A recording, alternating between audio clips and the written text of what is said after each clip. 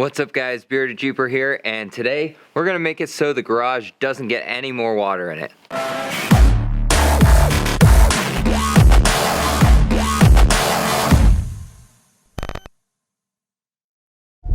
Alright, so ever since having the Jeep in here, I've been wanting to get working, but up until now it's been actually wet in here still.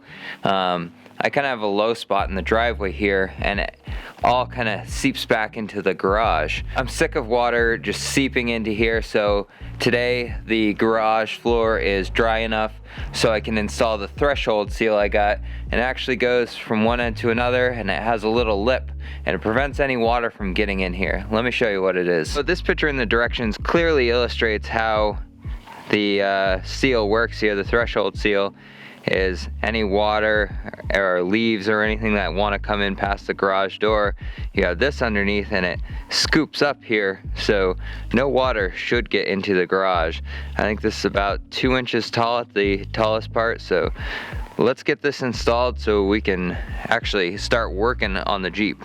So the first step is we're gonna have to measure to see actually how wide the door is. These things come in different lengths and different sizes, and you just want to make sure you get the right amount when you cut it. I'm gonna cut it a little long when I cut it, so that way I can trim it back slowly and make sure it fits perfectly, so there's no gaps for any of the water to get in and sneak around anything, because I want this thing to be dry finally. Looks like we're measuring 8'10" exactly, 106 inches. So let's go get the seal, lay it down here, and we'll get it all squared away and start cutting.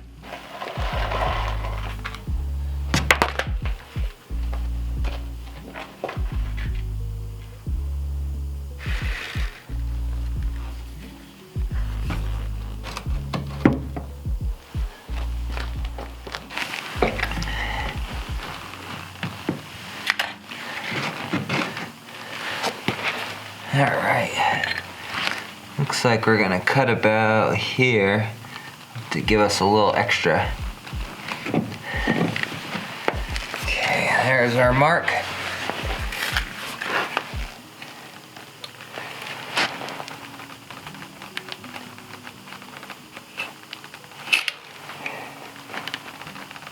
The excess off.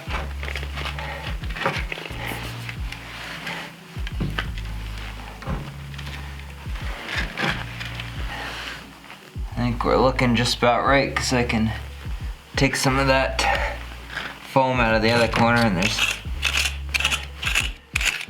dirt built up here. That's why you always want to cut it a little long.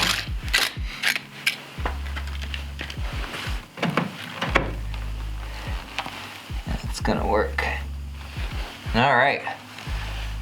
Next, we need to close the door and make sure this lines up correctly. You're gonna wanna make sure you have the threshold seal facing the right way.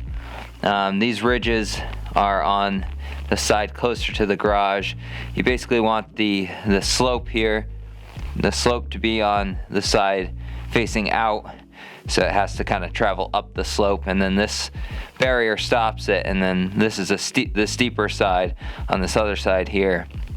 This is gonna actually, even if some water does get over these little ridges, will kind of direct it other ways so it doesn't come into the garage, or at least that's what I assume. So we got to close the garage door down on top of this and make sure the edge of the garage door lines up with this yellow strip, and make sure it's sitting in there right.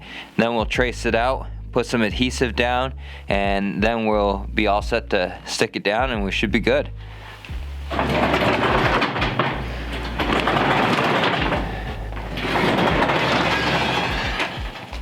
Oh, we gotta go way further back here.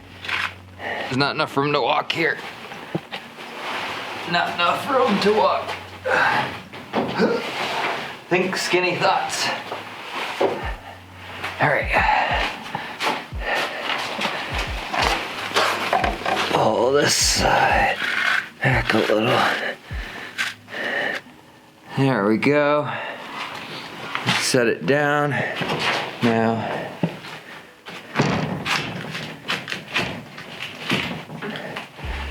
Alright, now I'm just gonna mess around with it, keep pushing it under so we can get it all lined up. There we go. It's lined up pretty good. Probably not perfect, but the bottom of my garage door here is kind of messed up anyway, so it's as good as it's gonna get. And I think it's gonna prevent most of the water from coming in the garage, so we won't have to worry about that. Just gotta take our Sharpie and mark both sides of it so we know where it goes back. And we can put the construction adhesive on and we'll get it all squared away. So this is hard to do with one hand, so let me put you guys down and we'll get this all marked up.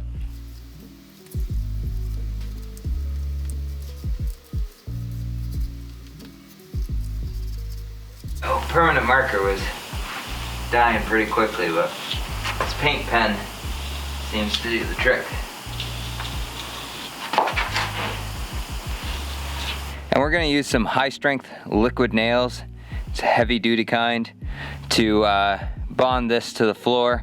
So hopefully it's going to work and hold up pretty well.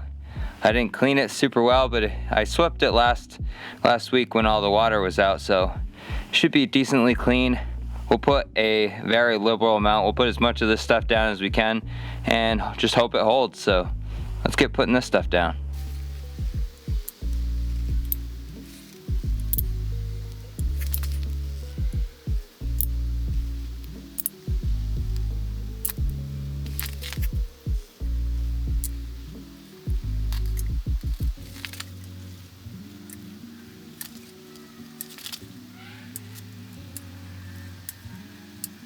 So as you guys can see, I spread out quite a thick layer of that.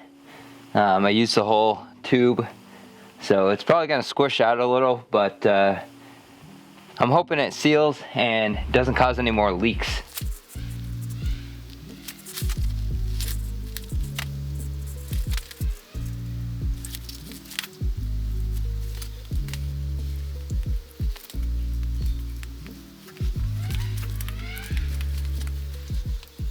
So I may have used a little too much.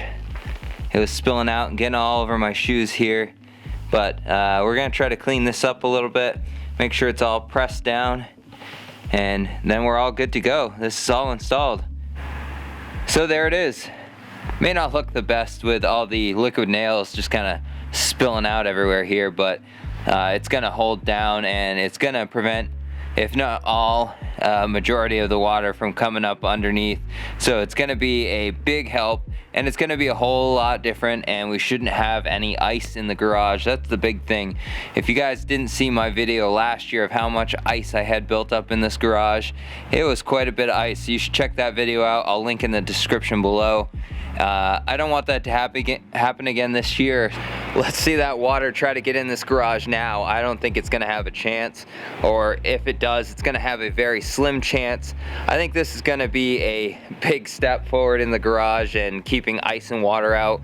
I've been struggling with this for a while. So I'd love to tear it down and build an entirely new garage, but that's just not in the budget right now. So we're making do. We're trying to get it so no ice gets in there this year. And I think we succeeded, or hopefully, we'll see. So that was installing the threshold seal. I think it turned out pretty well. Only time will tell how much we actually keep it, how much water actually stays out of the garage. So that's it for now, guys. As always, stay bearded, stay Jeepin'. I'm out.